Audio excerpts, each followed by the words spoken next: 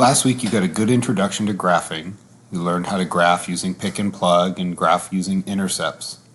This week you're going to start to look a little bit more closely at slope and at the equation of a line.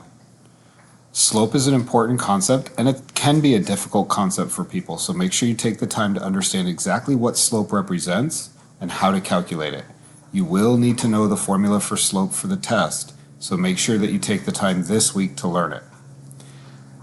When you get into writing the equation of a line, you will be required on the test to either write the equation in slope-intercept or point-slope form. So you should know both equations and take the time this week to learn those. There are some of the very few formulas that you'll be required to know in this class. A couple people have asked me questions about the journal, and just below the week 4 information this week, you will see the journal.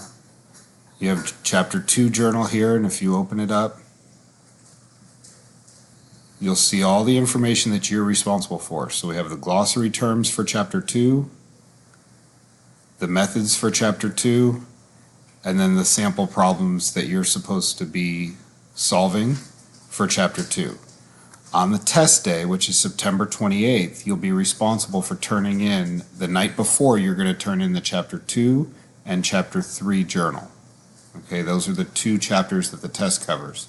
This is the last week of material, and then next week you'll have no group work. You'll just be preparing your journal and studying and getting ready for the test, and the test will be next Friday.